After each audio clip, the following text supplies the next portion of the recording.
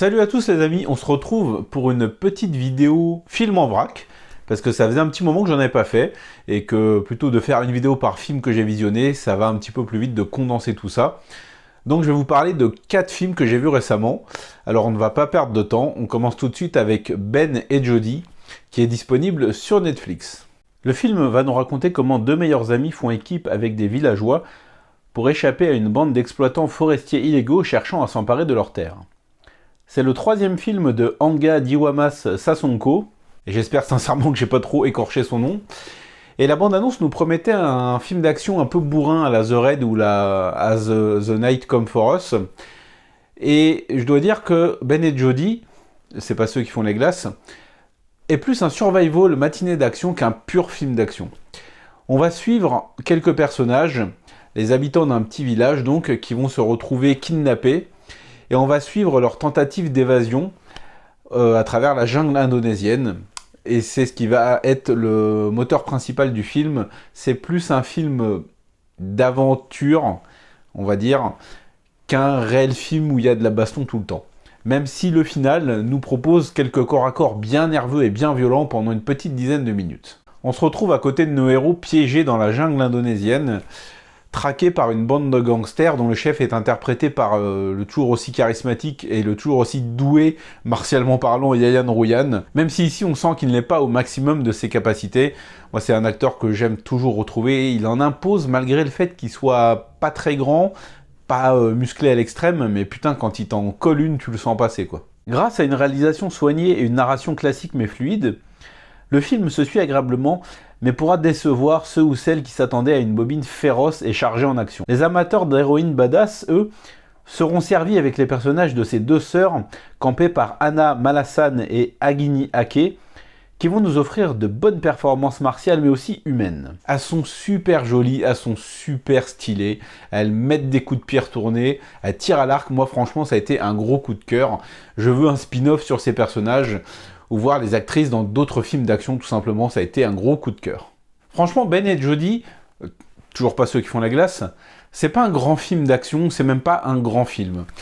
Mais avec sa réalisation plutôt soignée, ses personnages bien écrits, et la fluidité de ses événements, et son final, c'est un film à voir quand même. Je vous invite vraiment à lui donner sa chance, il est sur Netflix, donc n'hésitez pas à me faire un petit retour une fois que vous l'aurez visionné, pour me dire ce que vous en avez pensé. C'est pas le meilleur film indonésien que vous puissiez voir, mais c'est solidement emballé, c'est bien interprété, donc franchement, vous n'avez aucune raison de passer à côté.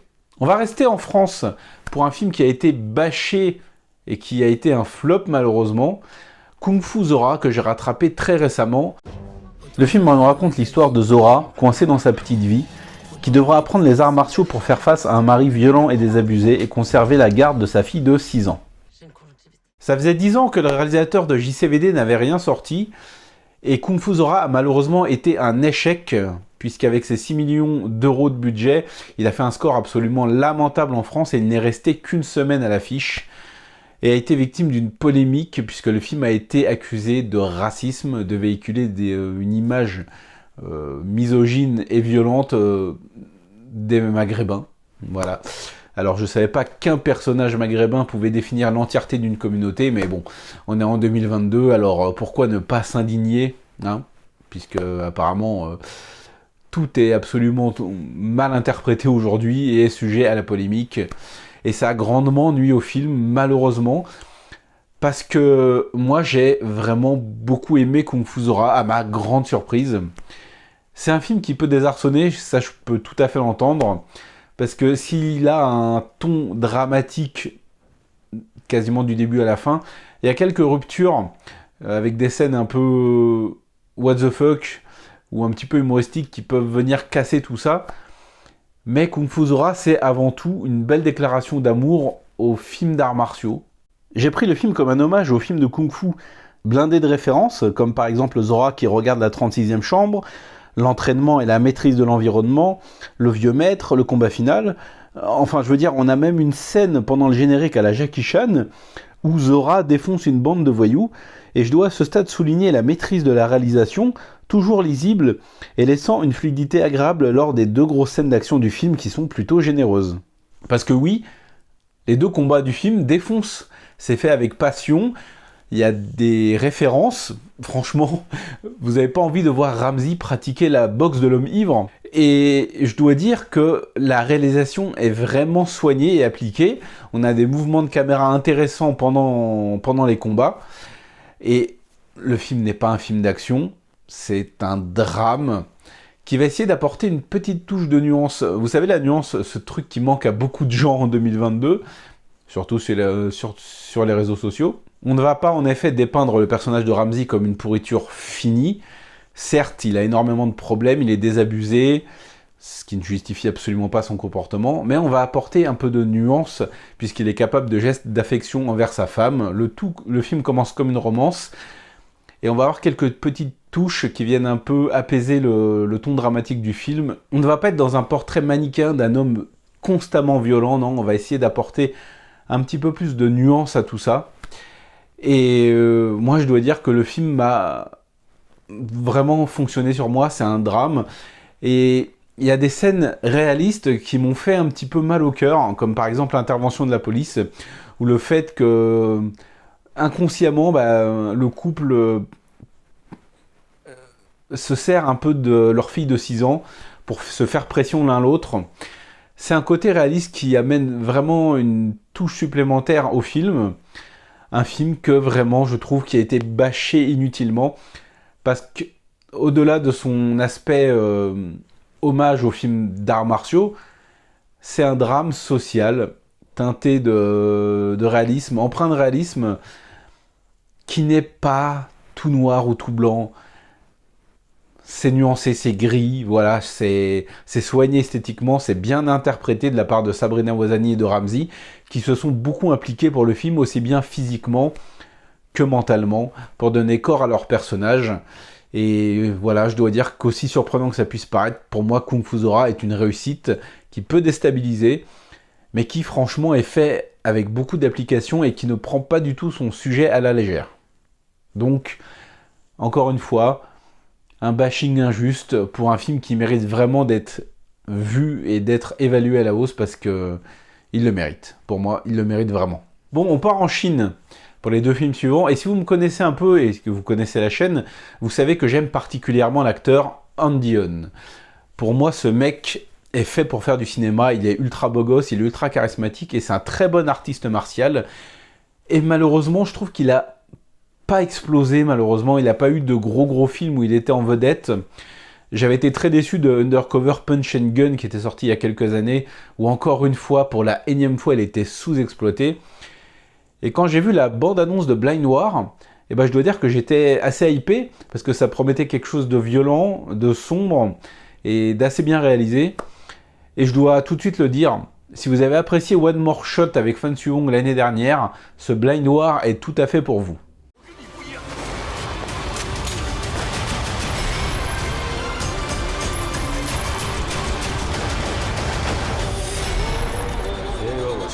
Le film va nous raconter comment un membre du SWAT va devenir aveugle suite à une intervention compliquée.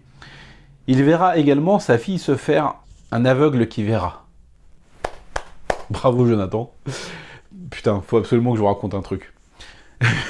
Une fois, je sors du RER, il y avait beaucoup de monde, vous savez, les sorties de bureau, là, 17, 18, 19 heures, il y avait énormément de monde, et par mégarde, je bouscule une femme aveugle qui me dit avec agressivité « Attention, je suis aveugle !» Et je n'ai pas réfléchi et je lui ai répondu « Excusez-moi madame, je ne vous avais pas vu. » Et le pauvre petit con qu'elle m'a lâché, il est encore là. Et là, ça m'a fait tellement mal. Mais bref, excusez-moi, on revient au film. Un membre du SWAT donc, qui va devenir aveugle suite à une intervention compliquée, il aura sa fille kidnappée par des trafiquants d'êtres humains. Il devra s'allier avec une mystérieuse femme pour la retrouver. Le film tient toutes les promesses de sa bande-annonce. Il s'ouvre sur une grosse scène d'action dans un tribunal, où un couple de psychopathes, qui n'est d'ailleurs pas sans rappeler le couple de psychopathes qu'il y a dans Le Sens du Devoir 3, va mettre un boxon pas possible. Et on a un mini-rôle, alors j'ai dit vraiment mini-rôle, de Wesley. Alors ça, j'ai pas compris. Ils ont Wesley la légende, ils s'en servent moins d'1 minute. Putain, j'ai pas compris, quoi. Dans le genre, je gâche le potentiel de mon film en n'utilisant pas un acteur légendaire du cinéma hongkongais, alors là, ça se pose là. Donc ils font rien de Wesley. Mais donc, comme je le disais, le film s'ouvre sur une très grosse scène d'action bien menée, et je dois souligner la qualité de la réalisation. Pour les scènes d'action de ce film, c'est fluide, c'est très lisible. Andy Yeon peut exprimer tout son talent martial, et on va avoir droit à quelques petits plans séquences bien agréables qui sont utilisés lors des scènes d'action. Alors, c'est pas les mieux troussés et les plus impressionnants que vous verrez, mais ça apporte un cachet certain, un cachet solide pour la fluidité des scènes d'action de ce Blind War. Il faut aussi accepter certaines choses, comme le fait que Andy Yeon, qui est fraîchement aveugle, puisse immédiatement maîtriser tous ses autres sens, comme une ouïe hors du commun ou une appréhension de son environnement à l'aveugle. Je ne sais pas si ça veut vraiment dire grand-chose, mais je pense que vous avez compris. Il y a quelques petites facilités scénaristiques, mais franchement, le film est très solide. J'ai vraiment pris énormément de plaisir. Et si vous êtes fan de Girl with Gun, alors vous allez être satisfait parce qu'on a des scènes en prison, des scènes d'action, des scènes de gunfight qui mettent en scène une femme badass interprétée par Ying Zhang, qui interprète donc une folle psychopathe, dont on va quand même essayer d'approfondir un peu la psychologie, légèrement. Elle est complètement tarée, oui, mais on nous explique ce qui l'a amené à ce point de non-retour. Blind War, c'est vraiment pour moi un actionneur solide. J'ai été vraiment très satisfait en sortant du film. On a de l'action assez fréquemment, notamment un gros final où nos deux héros affrontent une cinquantaine de méchants dans une villa. Ça tire à la sulfateuse, ça tire au fusil à pompe, il y a des affrontements au couteau, des corps à corps, des explosions. Franchement, j'ai passé un très très bon moment et je serais très curieux d'avoir votre avis une fois que vous aurez visionné ce Blind War. Honnêtement, vous pouvez y aller les yeux fermés. C'est drôle puisque Andy Yeon joue un aveugle. Quel humour!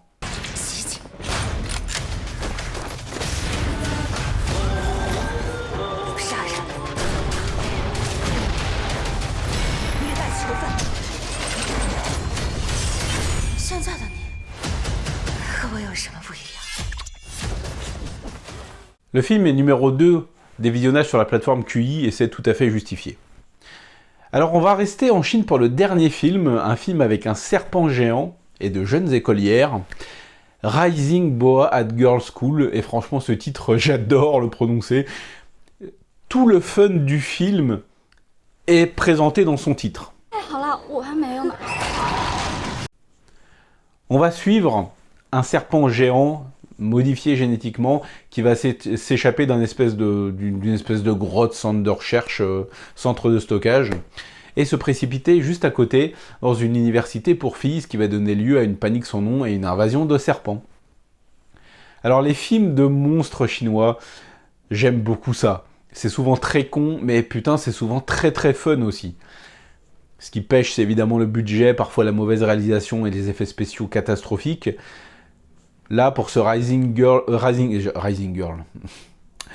Boa at Girls School, on n'a pas des effets spéciaux de très bonne qualité, mais honnêtement, ça passe. Franchement, ça passe. Le film dure 1h30 à peu près. Il est très généreux dans son action, ça bouge tout le temps, il se passe toujours quelque chose, c'est très fun, c'est très très con, on est bien d'accord. On a un serpent gigantesque qui doit faire à peu près 30 mètres de haut, les personnages se baladent comme ça, et le serpent est juste au-dessus d'eux. Oh, il y a un serpent géant, oh, bon, je le vois pas, et tout d'un coup, ah, je me fais manger, voilà. C'est que des scènes comme ça, c'est vraiment très très con, mais ça te vend, ça te donne ce que ça te vend en fait. Tu veux voir un serpent géant et des filles en uniforme qui courent dans tous les sens en hurlant et qui se font bouffer, et ben voilà. Rising Boa at Girls School, putain j'adore ce titre, ça te vend exactement ça quoi, et ça te trompe pas sur la marchandise. Et je suis intimement persuadé que le plaisir que j'ai pris en visionnant ce film, je pourrais pas le prendre face à des gros trucs insipides et fades comme le Jurassic Park ou Jurassic World Dominion qui est à l'affiche actuellement, ou d'autres quoi. Putain, j'ai l'impression qu'il y a plus de passion et d'amour que dans Jurassic World Dominion, même si je l'ai pas vu, mais tous les retours que j'en ai lus sont unanimes, c'est une merde son nom. Bah voilà. Moi je prends plus de plaisir dans un film de monstre chinois au budget qui doit être, je sais pas moi, 50 000 fois inférieur à Jurassic World, mais où tu sens une espèce de flamme, un peu de vie. Voilà, putain, c'est ça, un peu de vie dans leur film, comparé à ces trucs ressuscités et morts 18 fois avant même de sortir en salle, quoi. Franchement, Rising Boa at Girls' School, oui, je peux pas m'empêcher de le dire parce que j'adore ce titre. Il est disponible sur YouTube, sur la chaîne UQ, je sais pas très bien le dire. Voilà, il est disponible gratuitement avec des sous-titres anglais. Franchement, si vous avez 1h30 à vous caler, vous savez pas quoi regarder, mettez-vous ce petit nanar des familles qui est vraiment très très fun et qui est emballé avec beaucoup de générosité, où vous n'allez pas vous faire chier une seule seconde. Il y a des serpents géants, il y a des nanas mignonnes et sexy qui courent dans tous les sens, qui font de la piscine. Il y a des attaques tout le temps, c'est complètement stupide. Franchement, c'est un régal. Je vous invite vraiment à le voir.